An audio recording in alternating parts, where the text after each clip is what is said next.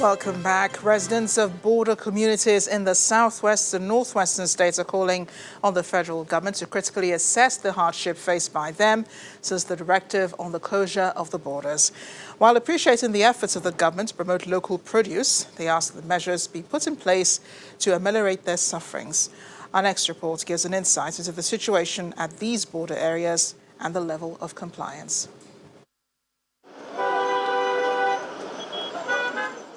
It's less than 48 hours to the end of the year. People are moving in and out of their locations. Seme, the Lagos international route leading to neighboring Benin Republic, is without exception.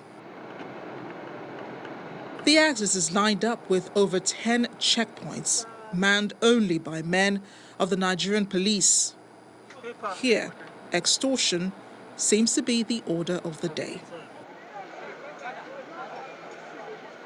At the border post, the presence of our crew aggravates the mandatory no passport, no crossing order.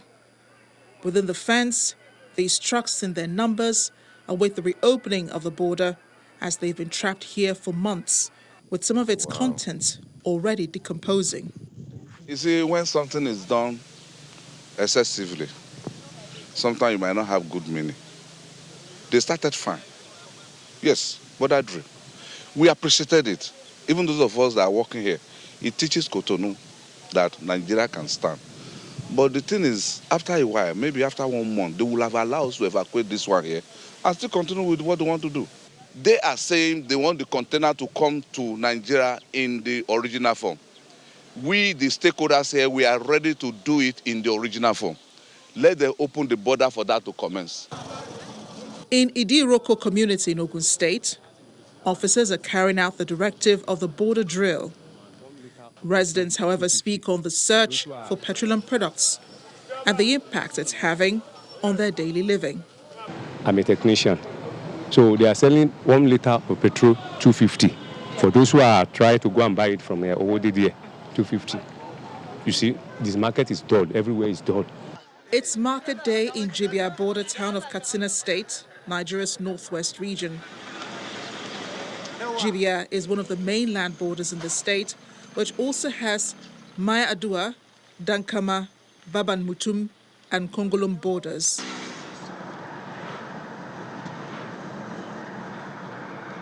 Here, there is strict compliance of the directive of no sale of petroleum products 20 kilometers from the border area. Residents, however, decry the collapse of small-scale businesses.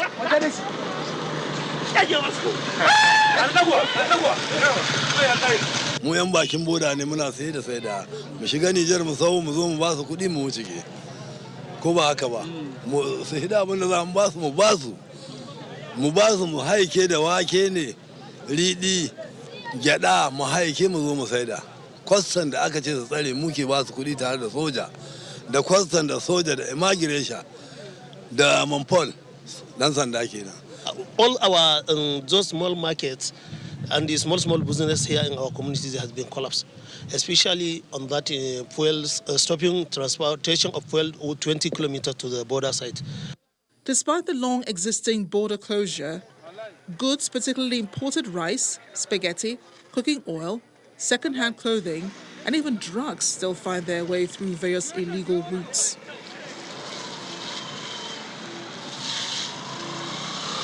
While Nigerians await further directive on the operation come January 2020, observers are hoping that farmers use this grace period to expand on their level of production.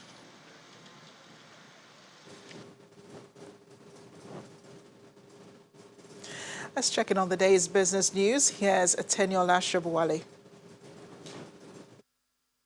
Banking so easy, so simple. Dial *894# now to experience it. You first, First Bank.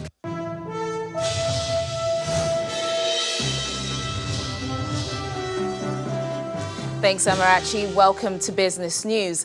The Minister of Finance, Budget and National Planning, Mrs. Zainab Ahmed, says Nigeria is studying the adoption of the Economic Community of West African States single currency, ECO, by some West African countries. The minister, who made this known today in a statement, explained that the federal government is yet to decide on the next course of action, but would respond in due course. On December the 21st, 8 countries, Benin, Burkina Faso, Guinea-Bissau, Côte d'Ivoire, Mali, Niger, Senegal and Togo announced that they would be changing from the CFA franc to the ECO, while Ghana indicated interest in switching its currency but advocated a flexible exchange rate regime. The ECOWAS single currency, which was changed from CFA, is expected to be launched in January 2020 following agreement by some countries within the bloc.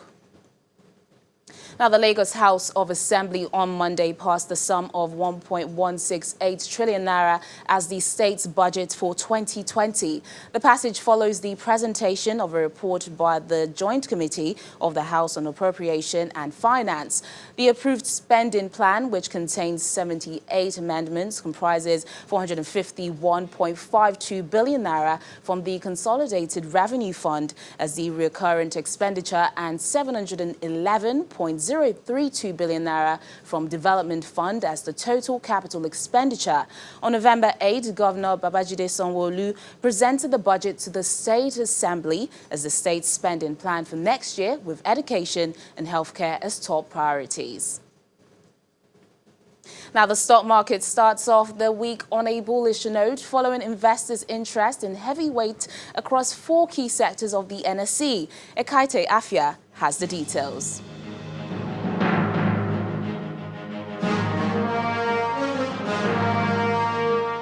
Hello and welcome to the Stock Market Report. A fresh round of bargain hunting by investors lifted the NSE's main index higher by 0.73% at the close of today's starting of the stock market with positive sentiment. This comes as the market defied the 0.7% loss from the banking sector due to investors' interest for high-value stocks across 4 other major counters of the NSE. The trio of Eterna Oil, Nem Insurance, and Union Diagnostics emerged atop a list of 23 gainers. C&I Leasing is highest among 12 losers, down by 10%, while the shares of Transcorp emerged as a major contributor to more than 382 million equities exchanged in 3,212 transactions today. And that's the Stock Market Report. I'm Ekaite Afia.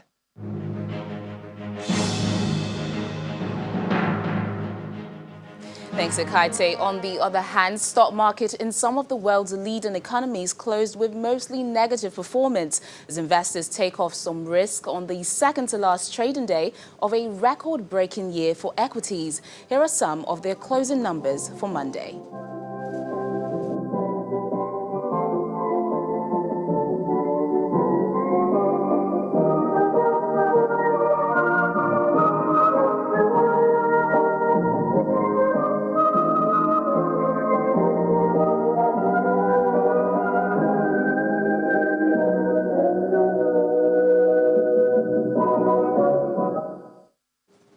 That's Business News tonight. Thank you so much for watching. I'm Teniola Shobowale. Back to you, Amarachi. Banking so easy, so simple. Dial *894# now to experience it. You first, First Bank. Thanks, Teniola. The Minister of Information and Culture, Alhaji Mohammed, has denied being behind the hate speech bill currently before the National Assembly. The minister said this when he addressed journalists in Lagos today. You must have read the fake news attributed to Senator Fadamsi that I'm behind the hate speech bill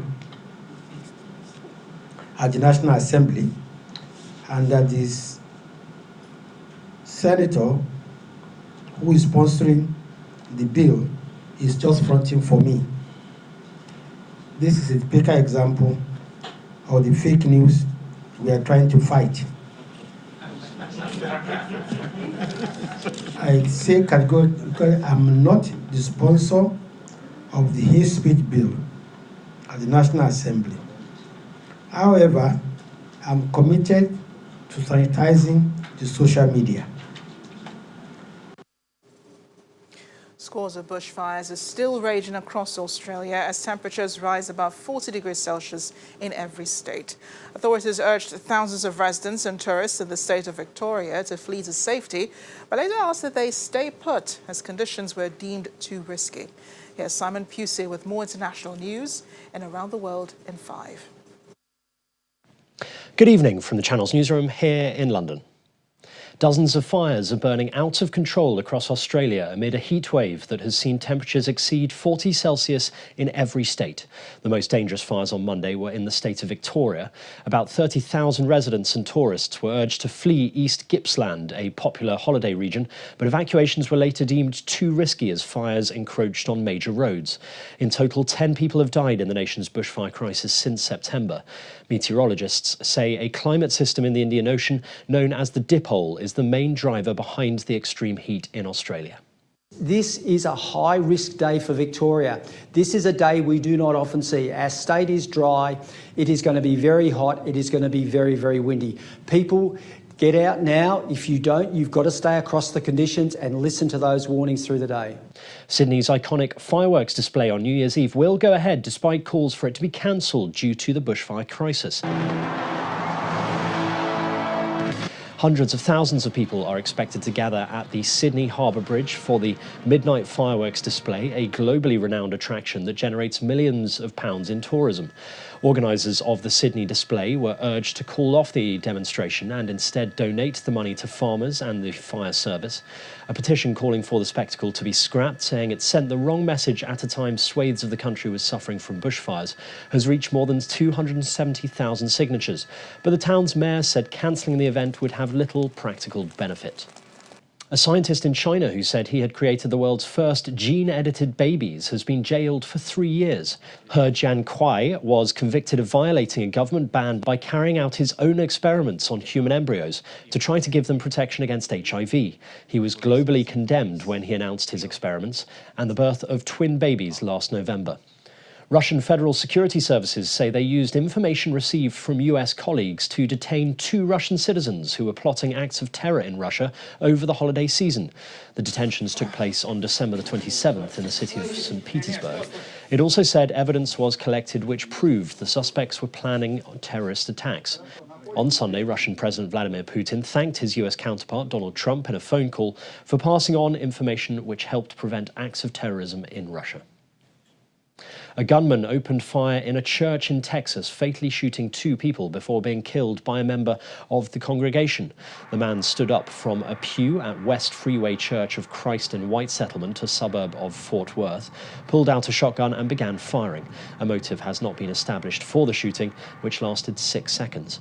White Settlement Police Chief praised the heroic actions of those who confronted the attacker. Today, evil walked boldly among us.